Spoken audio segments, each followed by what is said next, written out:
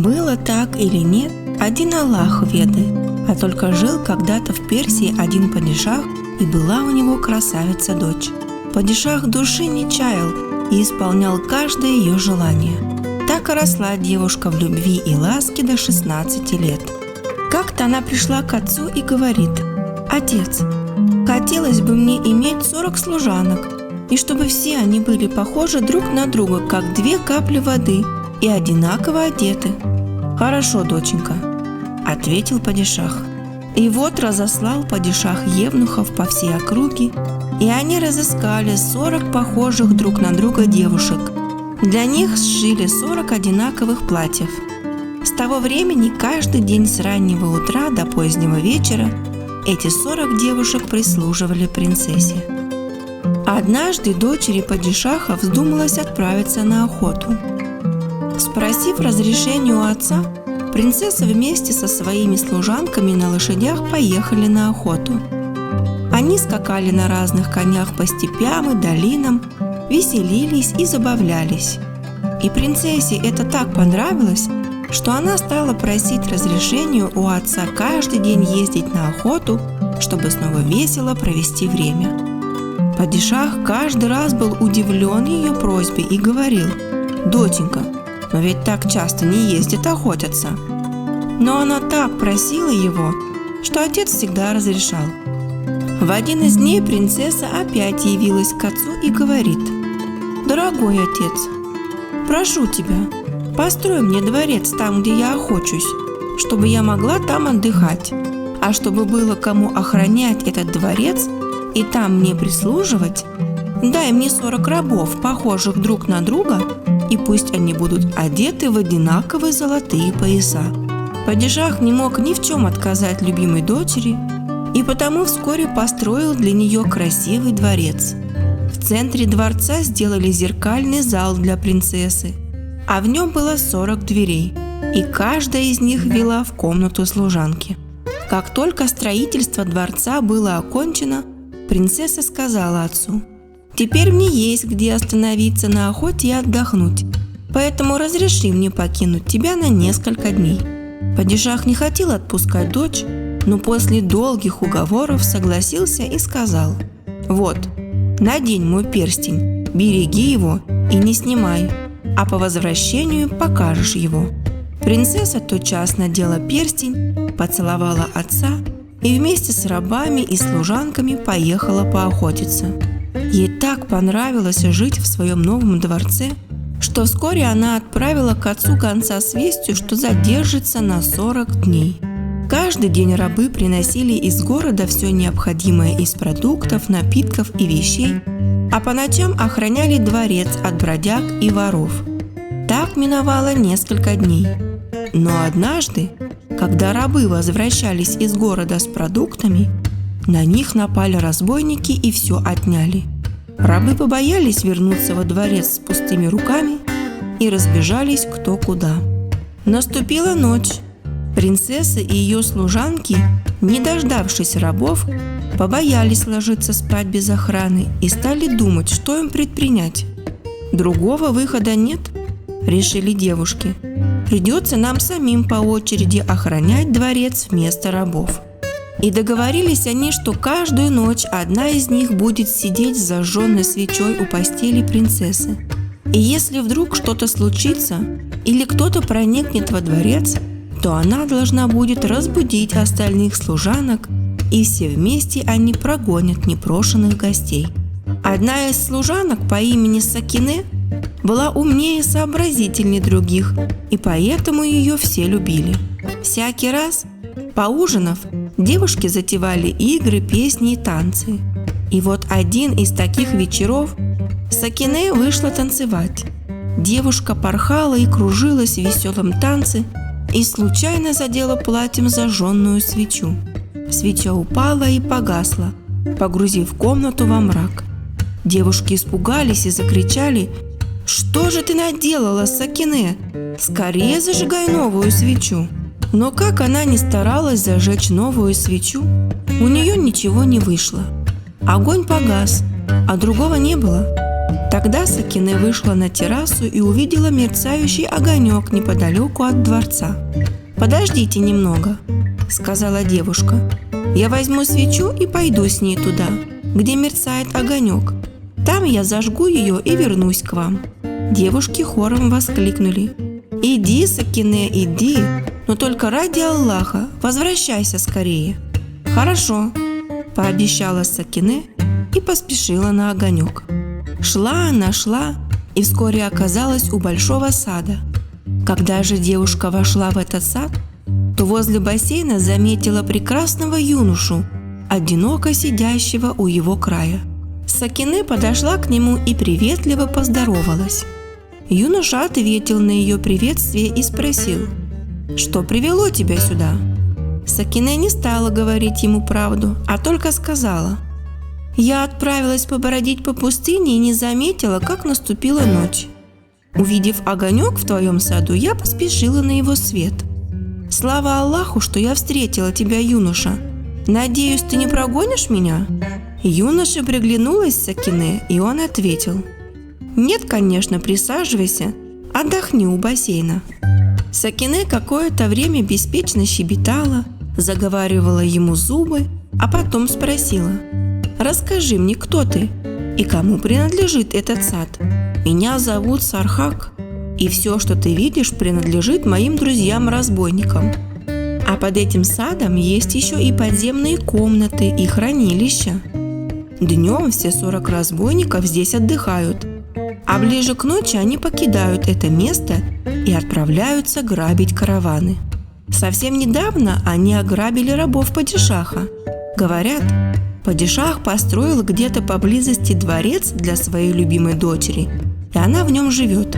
Мои друзья собираются напасть на ее дворец и ограбить». Сакине испугалась и подумала: ну вот, словно беспечная овца сама пришла в логово шакалов. Но она не выдала юноше своего страха и с улыбкой сказала: «О, Сархак, все, что ты мне рассказал, так интересно. Прошу тебя, покажи мне, как живут разбойники». Юноша тотчас поднялся и повел девушку в подземные комнаты. Там он зажег светильник и стал водить ее по разным комнатам, пока они не подошли к какому-то колодцу. «Что это?»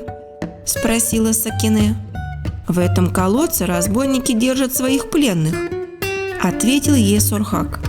Тогда девушка заглянула в колодец и воскликнула: «Ой, что это блестит в глубине? Где?» – спросил Сархак и наклонился, чтобы посмотреть. Тогда Сакине толкнула его в колодец и закрыла крышку. Избавившись от юноши, она поспешила на разбойничью кухню, зажгла в очаге свою свечу и, прихватив с собой большой котел с ароматным пловом, возвратилась во дворец. Принцесса и остальные служанки очень обрадовались возвращению Сакине. Особенно они были рады принесенному плову, так как ничего не ели с самого завтрака. После того, как все сытно поужинали, Сакине поведала им все, что видела и слышала. И хотя вначале они были напуганы рассказом, но вскоре от страха не осталось и следа. Девушки, как и раньше, принялись веселиться и шутить. Утром возвратились в свой сад голодные разбойники и немало удивились исчезновению котла с пловом. Они стали звать Сархака, но ответа не услышали. Разбойники обыскали все вокруг и лишь спустя несколько часов нашли его в колодце, служившем темницей для пленных. Они вытащили его и спросили: «Как ты в нем очутился?» Сархак ничего не утаил от товарища и все им рассказал. «Глупо вышло», – сказали ему разбойники. «Если эта девушка опять появится, когда нас не будет, заговаривай ей зубы до утра, пока мы не вернемся. Я так и сделаю», – согласился с ними юноша. Вечером принцесса вместе со своими служанками вновь затеяла забавы и танцы. Развеселившись, Сакине опять принялась танцевать, кружиться и не заметила, как снова затушила свечу. Не растерявшись, девушка сказала: «Что ж, придется мне снова идти туда, где я была вчера. заодно и еды раздобуду». Принцесса подумала и сказала: «Возьми перстень моего отца, пусть он поможет тебе возвратиться». Сакине надела перстень и поспешила к разбойничьему саду. Войдя в сад, она снова увидела Сорхака на прежнем месте.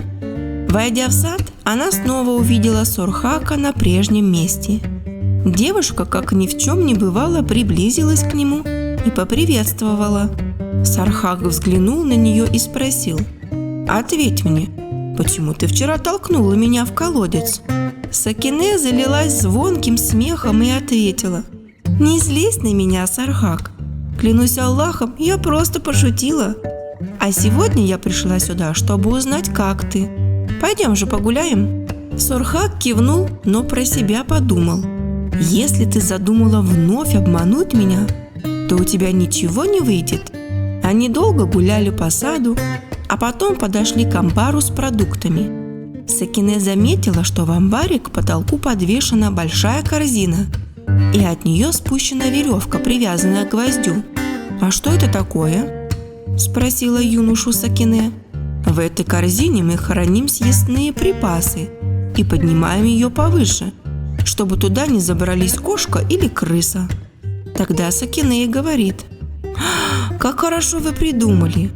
А не мог бы ты опустить эту корзину, чтобы я посмотрела, как она опускается и поднимается?»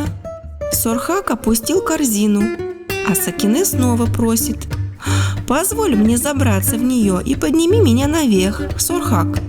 «Почему бы и нет?» – ответил юноша.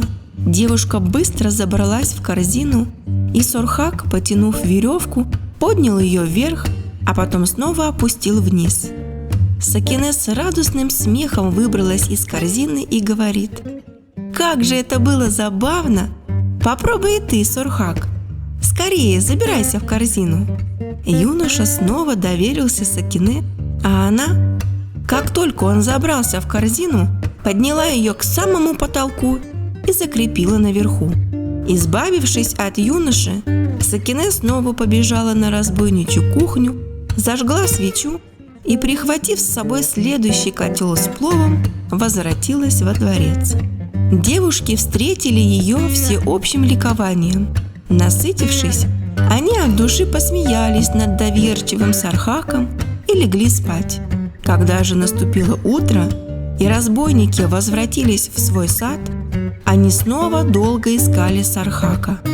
Найдя его в подвешенной к потолку продуктовой корзине, они вначале долго хохотали, но после опустили бедного юношу вниз и строго сказали: «Больше не давай этой плутовке себя провести и задержи ее до нашего возвращения.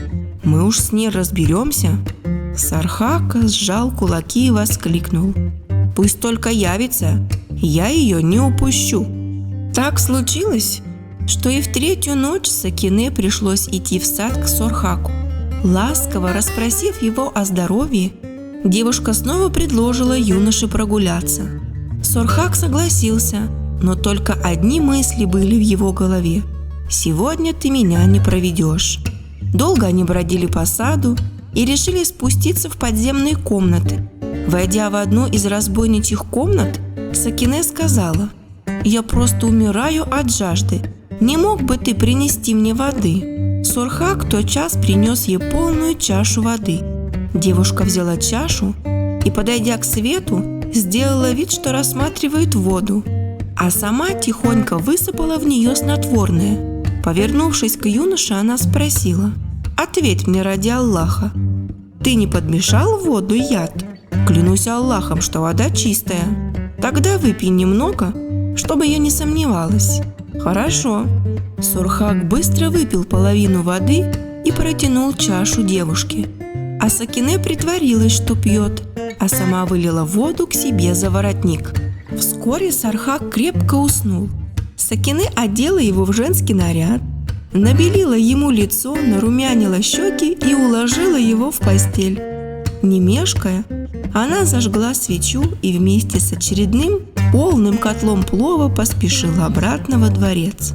Этой ночью девушки снова сытно поужинали, повеселились и легли спать. Утром разбойники, как ни старались, не смогли отыскать Сорхака.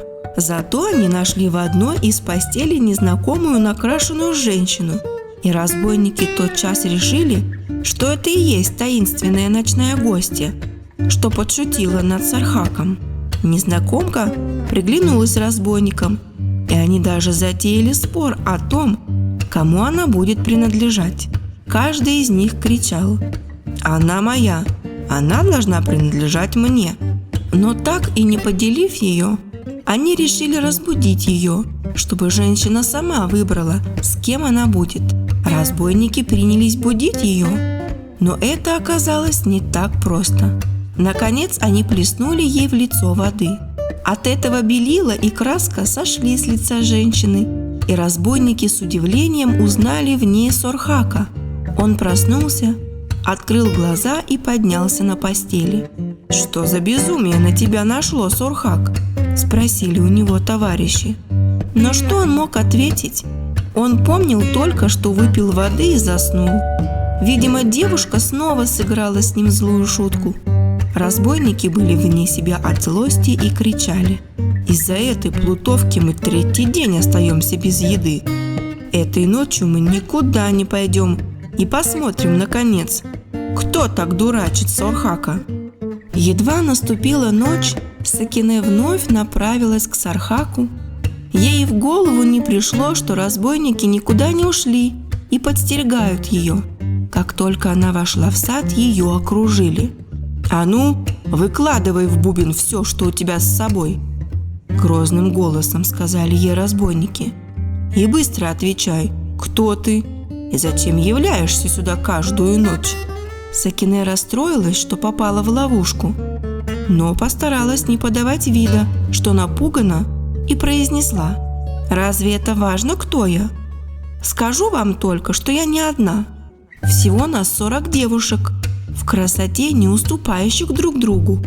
И если вы меня отпустите, то я приведу их всех к вам». Разбойники задумались и говорят между собой: «Не стоит ей верить. Она предупредит их, и они сбегут». Тогда Сорхак воскликнул: «Но если она приведет девушек, то каждому из вас достанется по красавице». Пока разбойники размышляли, один из них заметил на руке Сакине перстень падишаха и сказал: «Пусть оставит этот перстень в залог и идет». Все с этим согласились. Пришлось согласиться и Сакине. Она отдала перстень разбойникам, а сама вернулась во дворец и обо всем рассказала принцессе. «Нам придется пойти к разбойникам, иначе мы не вернем перстень падишаха», – сказала в конце Сакине, обращаясь к остальным служанкам. И вскоре девушки покинули дворец. Разбойники были очень удивлены, когда увидели 40 похожих друг на друга, как 2 капли воды красавиц. «Нас 40, и красавиц тоже 40», – говорили между собой разбойники. «Так давайте возьмем каждый по красавице, и никому не будет обидно». Решив так и поступить, они сказали девушкам: «Если вы не выйдете за нас замуж, то мы вас убьем, так что лучше уж соглашайтесь». Тогда Сакине, лукавя, ответила за всех девушек: «Сердце сердцу весть подает. Мы всегда мечтали найти таких храбрых женихов, как вы». Разбойники обрадовались таким словам и говорят: «Так что же мы медлим? Сегодня же исправим 40 свадьб». «Не спешите», – возразила ему Сакине. «Все мы дочери падишаха, и потому нужно провести предсвадебные церемонии». «Что еще за церемонии?» «Мы должны перед свадьбой вымыться в бане, окрасить руки и ноги хной, и только тогда вы сможете отвести нас за руки в брачные покои». «Но у нас нет бани». «Так постройте, иначе мы не выйдем за вас замуж, даже под страхом смерти». «Так и быть, построим мы вам баню», – согласились разбойники. Вскоре они привели в свой сад работников, чтобы те построили баню. Пока они строили баню, Сакине сговорилась с одним из землекопов, и они прорыли тайный ход из бани, чтобы девушки могли незаметно выскользнуть из нее и убежать от разбойников. Наконец баня была готова. Но Сакине опять не теряла даром времени. Она изловила 40 голубей и каждой девушке велела спрятать голубя под одежду прежде, чем отправиться в баню. А разбойники проводили девушек в баню и стали их дожидаться, чтобы вечером устроить свадьбы. Но напрасно они их ждали. Девушки выпустили в бане голубей, а сами потихоньку вышли через потайной ход и убежали во дворец принцессы. Прошло несколько часов, а девушки так и не вышли. Разбойники решили послушать, что творится в бане. Услышав плеск воды и приглушенное воркование, они подумали, что это девушки до сих пор моются и переговариваются друг с другом. Тогда они решили еще подождать, а потом и еще, и так до следующего утра. Утром незадачливые женихи, совсем потеряв терпение, стали настойчиво стучать в двери бани и, не получив ответа, выбили дверь. Каково же было их разочарование, когда они увидели вместо невест стайку воркующих голубей. А девушки тем временем веселились и радовались во дворце дочери падишаха. Вдруг принцесса вспомнила, что прошло уже 40 дней с того времени, как они поселились во дворце, и завтра нужно возвращаться к отцу, и она воскликнула: «Девушки, как же я вернусь к падишаху без моего перстня?» «Я вам его верну», – ответила ей Сакине. Сказав это, она нарядилась дервишем и пошла к разбойникам. Едва разбойники завидели дервиша, они радостно поспешили к нему и сказали: «Помоги нам с помощью какого-нибудь колдовства вернуть наших невест. Я сделаю это, если вы мне дадите что-нибудь, принадлежащее вашим невестам». И разбойники тотчас отдали дервишу перстень падишаха. «Это хорошо», – сказала Сакине. «А теперь копайте яму и несите мне шелуху от лука, метлу и 3 вязанки, и к полудню ваши невесты сами придут к вам». Разбойники поспешно выполнили все, что им было велено дервишем, а Сакине тем временем незаметно подменила перстень.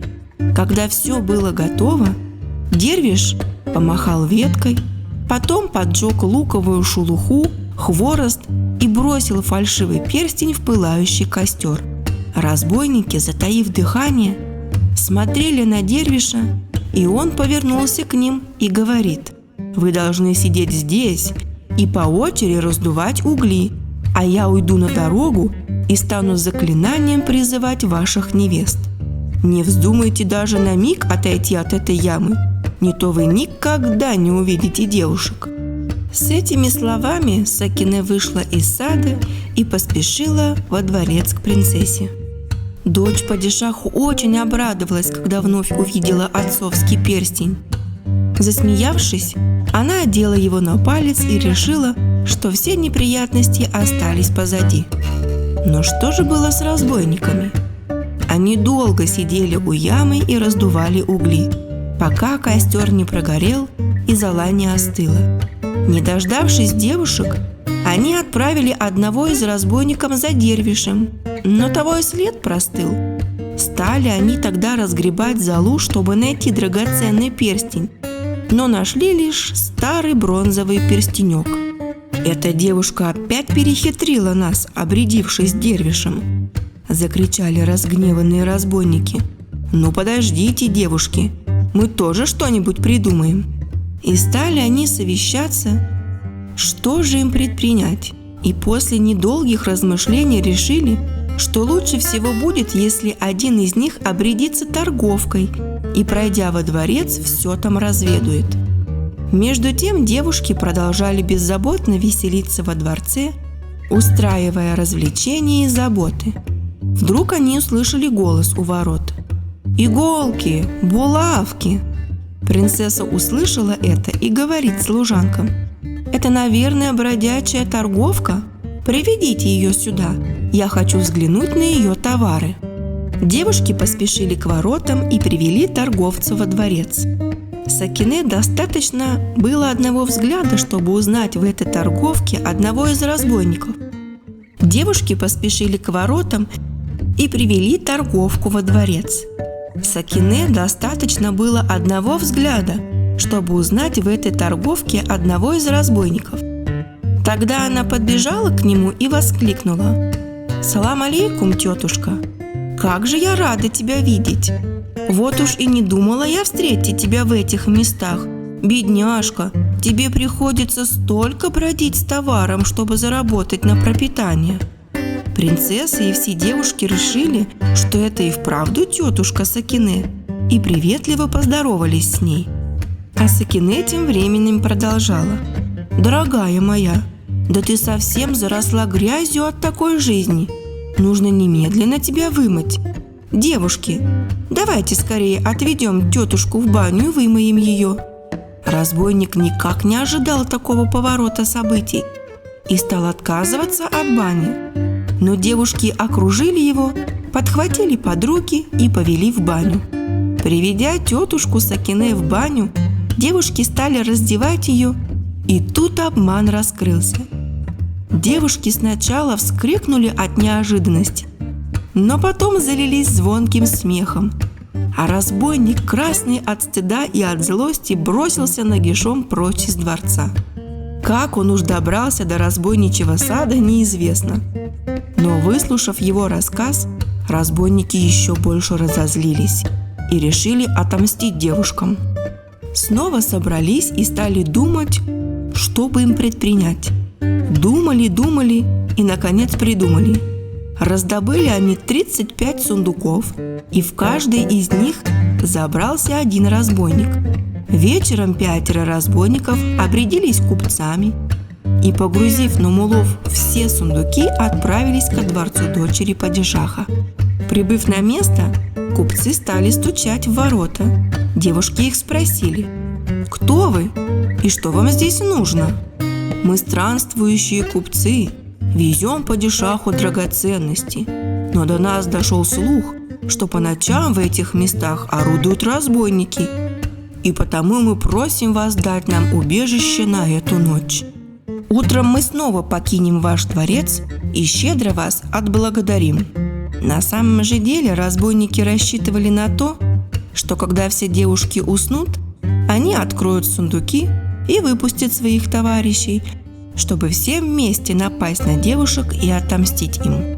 Сакине сразу же заподозрила обман, узнав в одном из купцов Сурхака, но она, как ни в чем не бывало, ответила: «Да уж, этих разбойников и впрямь никому нет житья. Поэтому, пожалуйста, проходите». С этими словами она завела мулов с сундуками в пустой двор, а купцов провела во дворец.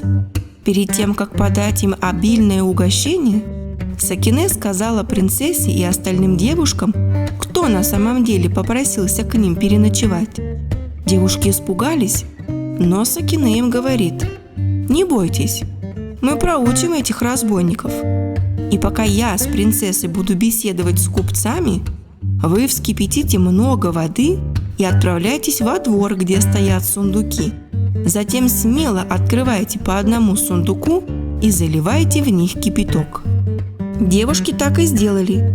И пока принцесса и Сакине угощали гостей и вели с ними беседы, служанки обливали кипятком сидящих в сундуках разбойников.